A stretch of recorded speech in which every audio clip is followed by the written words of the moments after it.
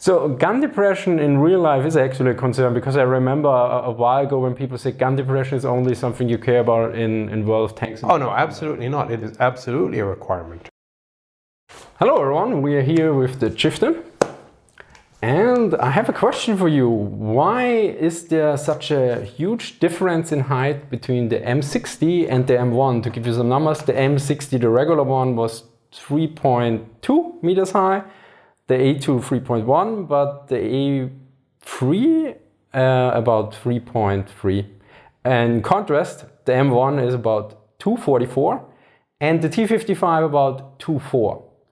So the thing is, I mean, the Soviets went for a smaller target, but the Americans immediately with the M60 apparently not. But suddenly with the M1 they went lower. So for me the question is, was it possible to go lower and have good ergonomics, or what was the reason? What is the point of reference for just how high the vehicle is? So for the M1, are you talking about the height to the turret roof or the top of the hatch, or the height to the top of the machine gun if mounted?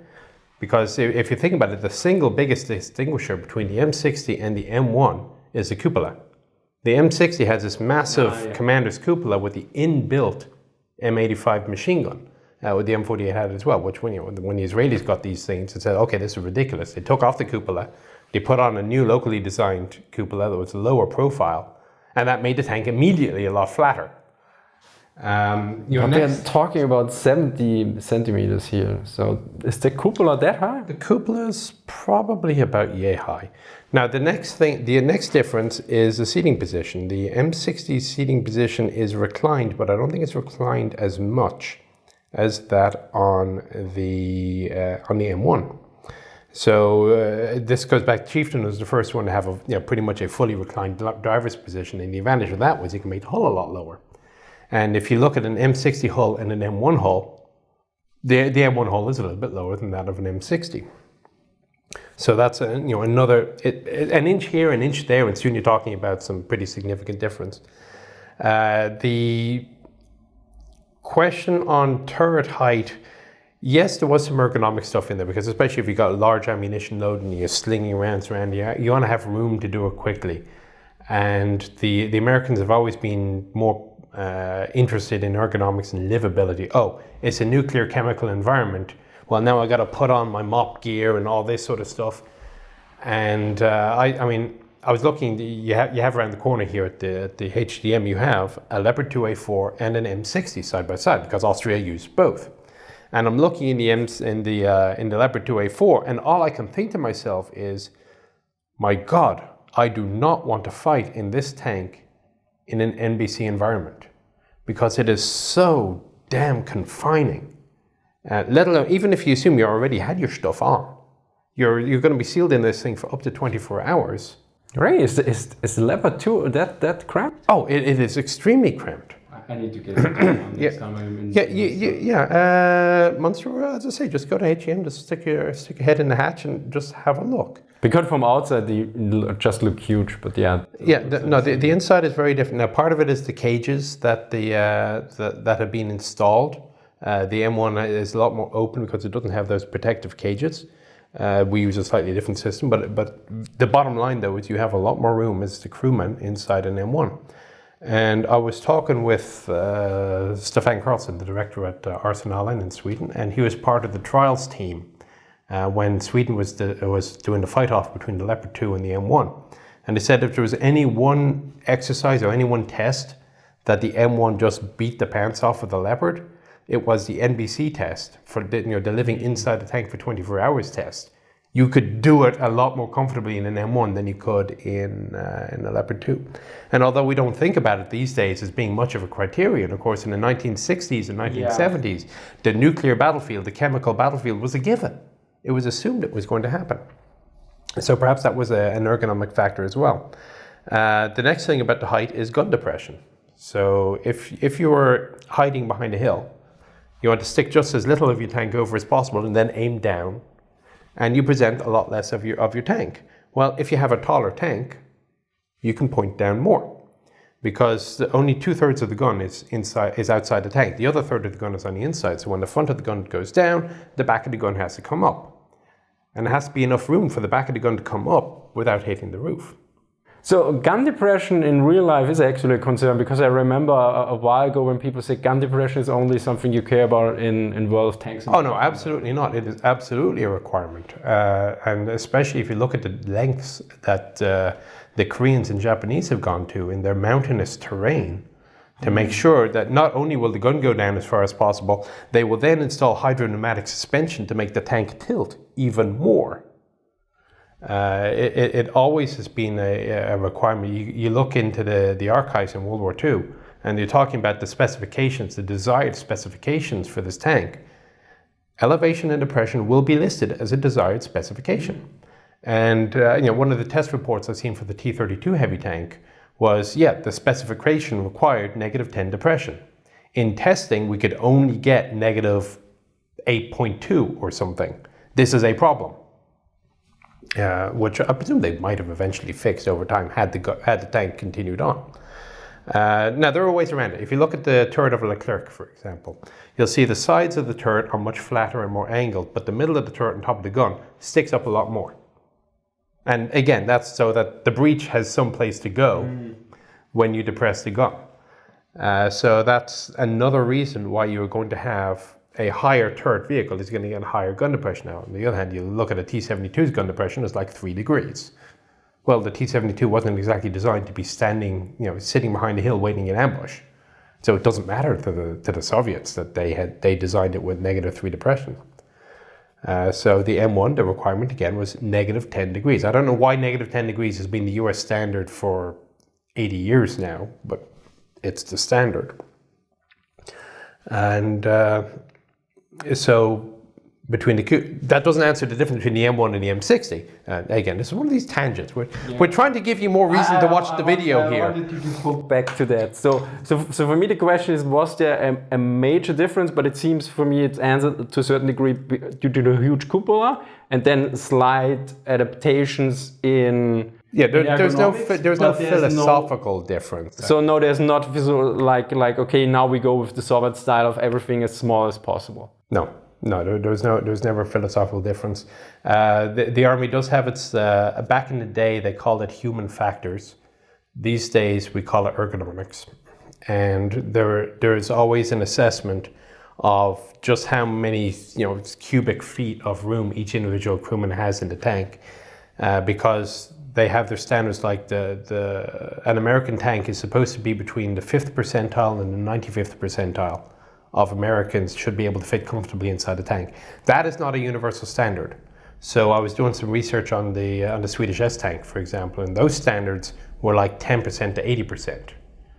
So an American tank is designed that it could be comfortably operated by a wider range of people, physically. Just people my height. I fit in an M1, I fit in an M60. I'm a little bit more iffy in some other vehicles. But the Americans deliberately put in this wider range. I don't know why. They said, we'll just get short people in. Maybe they just figured we're pretty much a volunteer army. If somebody wants to be a tanker and they're good at it, why should we prohibit them? Yeah. I mean, is it worth it while making this thing just a little bit bigger in order to get more people that can do it? Americans are more generally concerned about manpower and sparing manpower. Yes. That's different if you look at the other countries. Yeah, or it depends on the countries. The West usually, if you look at the Second World War, west of Germany is usually more concerned about losses. Then, because I think on a meta level, if you look at it, one factor, if if you compare the Germans with the British, the Americans and the Soviets, the British and Americans were very concerned about their human losses. The Soviets, not really. And I think the Germans were, concerned, but not that much. And I think that allowed them to a certain degree to have a higher tactical effectiveness, but which you have to trade. I mean, there was the one point made, you can trade tactical effectiveness to get it higher. But generally, it's on the strategic level. For instance, the Americans were, especially for Vietnam, concerned about manpower losses. So they say, okay, we are spending more on firepower and everything else to conserve that. And for instance, I mean, one quote I read about in the German fire of the Second World War was very interesting. They noted, as usual, the enemy prepares to fire, we prefer to attack. And this sounded quite arrogant to a certain degree, but the other thing is, there are several times I found in early war and also in late war that the German officers complained about the German soldiers that they did not dig in enough or fast enough. Which is really interesting because they were complaining, our guys don't dig in really well or something. Well, that's something that the US is dealing with. So just before I go into the digging in question, which is now getting into infantry territory, by the way, but tanks will dig in as well. I don't know if I'd say the Russians weren't concerned about losses. I just don't think they realized they had a choice. They were less concerned, let's put it that way. I mean, you can just look at the numbers for the Second World War. How many soldiers were sentenced to death? Sentenced, this doesn't mean they were necessarily shot. You have American, British and French are around at most 200. And by the way, sentenced for death because someone the last time I showed the graphic noted that for the Americans these were murderers and rapists and everything. This were for all the countries. So sentenced for death for everything. And the Germans about 20 to 30,000. They're not entirely sure about the numbers because late war. And I think for the Soviets it was 200,000 or some. So you see the graph and you see, okay. Well, but how big was the German army compared to the Soviet army? I mean, if the Soviets were 10 times as big, you're talking about the same ratio. I don't think they were 10 times as big. I don't think that the Germans mobilized a lot of men actually, but you see them. You see the scale is so hugely different, and then you see to a certain degree indirectly, I think, how they reflect it. And because it's very interesting if you compare for the German army First World War against Second World War, because in the First World War it was basically none. It was I think 100 people or something, and there you can actually see the major shift, and also with the ideology and everything else. Because it's very interesting if you compare the German army First World War and Second World War. In some cases, in the Second World War, it was more effective.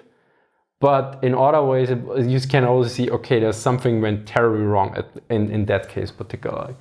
But so I'm going to go back right quick to the digging in. So it's another example of what the Ukraine war has been teaching us.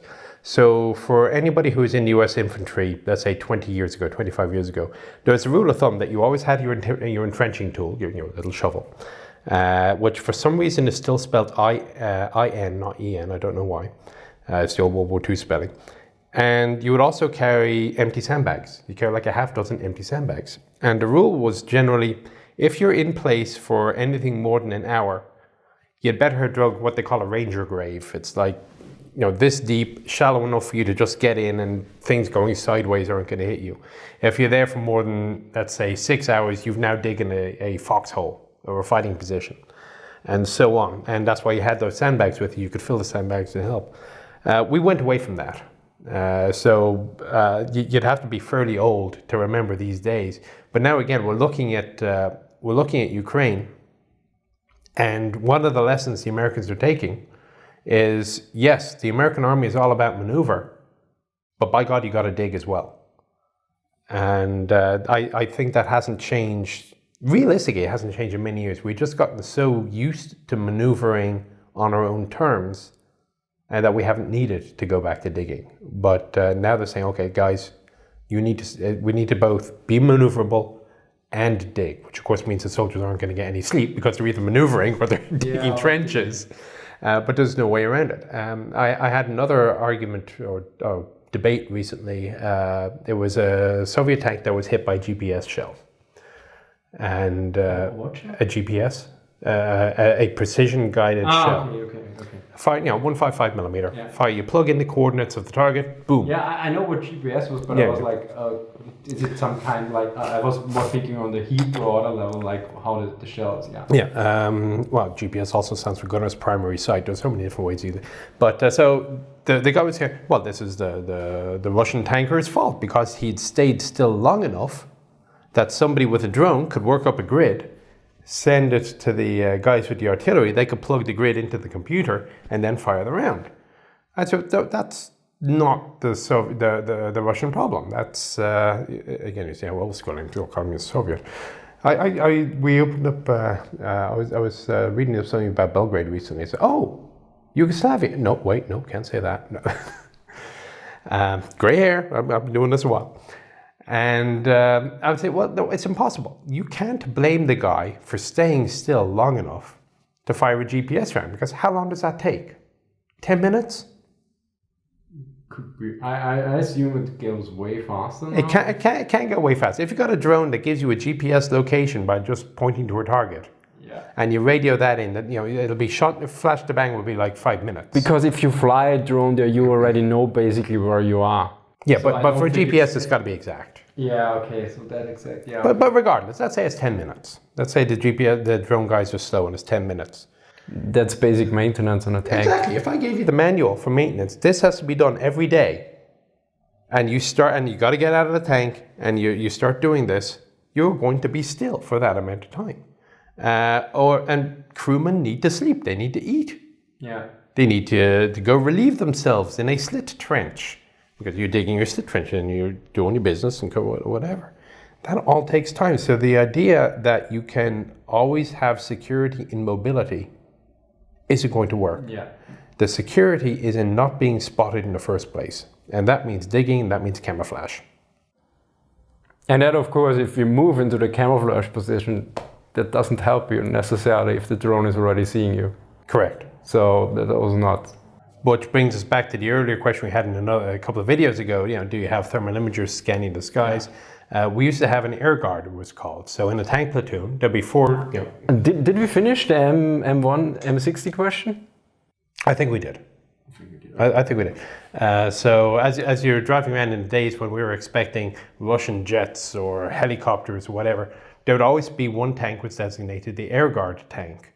So while the gunner was scanning for targets on the ground, the two guys in the turret, they were looking up. They were looking and say, oh, there's a helicopter, guys, helicopter 2 o'clock, that sort of thing. We've gotten away from that because the US Air Force has been so good at making sure nothing is flying anywhere near us that we haven't had a need to. But now with drones, you've got to keep an eye out. And if that's done with a thermal imager or if it's just done with a pair of binoculars, whatever, we need to get back to doing air guards. A funny thing, I think the Germans in the Second World War also had a few people designated in each platoon or company for Luftwarndienst, I think. They were also there to scan and hear for any airplanes or something. So yeah, that's rather similar. But yeah, we answered the original question. Another diversion into 7 other topics. And then we see, maybe I make an outtake for the other one. So thank you very much. Thank you for watching and see you next time. Bye.